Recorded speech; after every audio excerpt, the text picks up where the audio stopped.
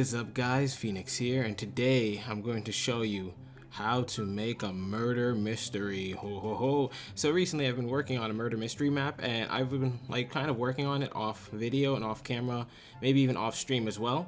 And I haven't been doing too much pixel art tutorials because I haven't felt like it and stuff like that, and I've just been taking a step back from that while I try to reevaluate what I'm doing, develop a schedule. That's why I had Pixelmon release and so on and so forth. So I figured for today, if I didn't want to release a tutorial, I might as well do this. This is the least I could do. So a lot of people have been doing murder mysteries recently instead of hide and seeks, and I for one have been built I think 2 maps so far. This is the second one I'm finishing. This is from Minecraft Story Mode. You guys might have recognized this as Soren's Happy Place. And I figured when other people, I'm going to release this to the public, start building more murder mysteries and stuff like that, they might want to do certain things to make sure that they're successful and that their maps want to be played on, because certain maps just aren't good for murder mysteries. A hide and seek map cannot be converted into a murder mystery map most likely unless it's just that good. Some maps are just big enough for that stuff, or maybe they're too big for hide and seek and they're just right for murder mystery with a few tweaks and a couple of location changes and stuff like that.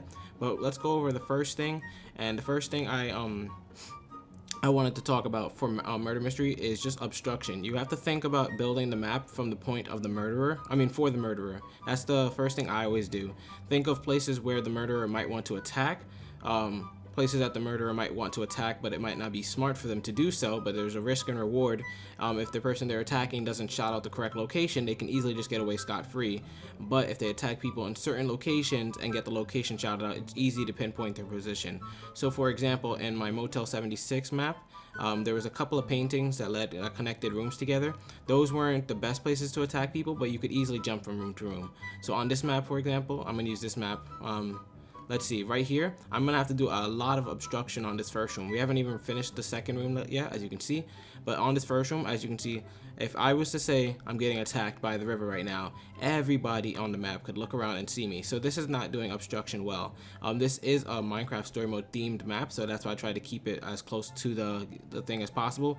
But the best way to fix this issue from a map designer's point of view is more obstruction. So I might add in more tunnels, maybe add in extra trees or bushes or stuff that make it so that you can't just look across the map entirely and see people. Those cliffs over there, those hills, do a good job of obstructing. Maybe putting a tunnel behind here and connecting that tunnel to somewhere over here or over there, making sure there's multiple escapes once they kill somebody, is the perfect way to do that. Also, making tunnels that only lead through one and one exit, like one entrance, one exit, makes it kind of bad. I remember there was this certain Minecraft map, I think it was the mansion, the White Pumpkin's mansion, I believe. I was talking to Phoenix and Big B about this, and actually, was it Phoenix and Big B? I think we were all on a call. We were talking about how there's one exit from the ceiling. So if somebody got killed on the ceiling on one of the playthroughs, and all they had to do was wait at the top of the ladder for him, because there was only one entrance and one exit. So maps like that, when they're kind of big, but they only have like a but narrow exiting way for the killer, is not really that good. So that's why I say think of the map building from the point of the killer. For example, right here, I was thinking about putting an exit under the water and into the cliffs or hills back here for a possible kill spot. Maybe you kill somebody back here and use an escape way over here and end up over there, leading you kind of away from the murder scene, but close enough that you can be pinned as a suspect. Or maybe just having multiple branching underground networks. That's the perfect way to do it, guys. So that's like number 1 I kind of wanted to cover, obstruction. Number 2 is make sure your map is big enough. A lot of people, when they got into the hide and seek craze, they just made these like 50 by 50 rectangular maps. You don't have to make a map rectangle. You can make it any shape you want. This room is kind of curved on the sides, but like square on the ends, as you can see. But you don't have to make a map rectangular. You also don't have to make it one-dimensional. You can have multiple levels to the map, which adds verticality to it, which is why most of the best hide and seeks have been on buildings or inside buildings. If you've noticed by your favorite YouTubers, a couple of my favorite murder mysteries to watch were recently the Modern Mansion. There was the Stonevale Keep, I think. There was the Sleepy Hollow. There was also Vertigo, and there was Peer Pressure, I think, was built by Phoenix as well. Those maps have verticality to them. It also has a lot of obstruction, as that we talked about earlier. So that's key number 2 to make sure your map is like on point, and also maybe has more playability, or maybe even just more favor among the people who do play it and get more rounds off of it. Number 3, now what's number 3? I talked about verticality, I talked about obstruction. Make sure your map isn't too cluttered, as I was saying before, because people are going to be running around kind of like how I'm doing right now. You see I'm just running around pacing, because when they're innocent, they're going to be running around like this. So this is more for the people who are doing innocent. They want to be able to commentate on the scene. They want to be able to talk and be casual while they're running around and surveying their surroundings for the killer, because as the innocent, there's not much you're doing other than trying to spot the killer. So this is a point for this is as the point of the innocent. Like I said just a second ago, you want to be able to have people like commentate on it, even if it's not the real commentary. Some people just like say like generic things just to kind of keep the ball rolling. It's hard to do commentary, guys. It may seem easy just to keep talking and talking, but sometimes you run out of things to say, and you can feel it like as you're talking. You can feel it when you're doing the commentary, like this isn't good, like I wouldn't want to listen to this. So people want to produce commentary that they would like to hear themselves. At least people who take their content seriously want to do that. So make sure there's like maybe a nice scene, maybe just even aesthetically pleasing things, like having these cliffs and stuff like that from different angles. It looks like, see, like that, it looks layered. It looks like cliffs on cliffs, and then there's like a mountain behind it. Or just having different kinds of trees, making your trees look different, or just having nice waterways and stuff like that gives people the commentate, the things to commentate on. Also, it doesn't give them, like, it's not throwing too much at their face, so it's not like they don't have everything to comment on at the same time.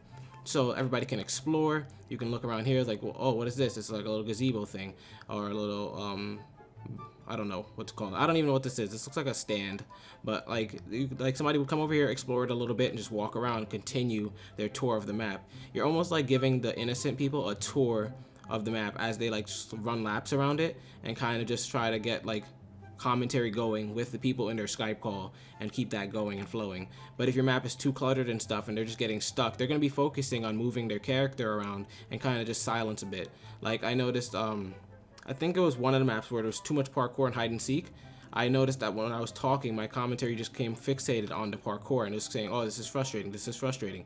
But when you have more stuff just to look at rather than stuff to do, it kind of helps boost the quality of the commentary. Not to say that this is all maps, because some maps do need the parkour, and parkour is not always bad.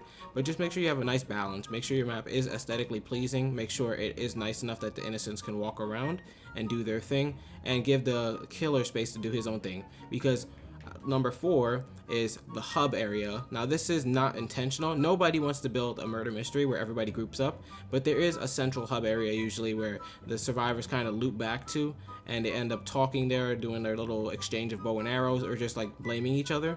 Now on this map, the general hub area could be this entire green room right here if I don't do it right and put enough hiding spots in here, or if I don't do it right in here, this whole hallway could end up being a hub area. I plan on putting a whole bunch of hiding spots in here and a bunch of rooms on the left and right side. Oops, I just deleted that. Actually, I'm not saving the map, so it's okay. But if you do the hub correctly, people can still get killed there. I remember I think it's Sky City by Bigby. Bigby Stats built Sky City. The hub area for that map was just the front entrance. People kept coming to the front entrance and stuff like that. And people were able to get kills there because once they ventured off, like even though they were at the front entrance, once they ventured off, they weren't safe anymore. So that was good. There was a lot of hiding spots. But one flaw in that map was when there was down to 3 on one of the playthroughs, the people were able to stand at the front entrance of the Sky City building, the palace, and just wait for the killer.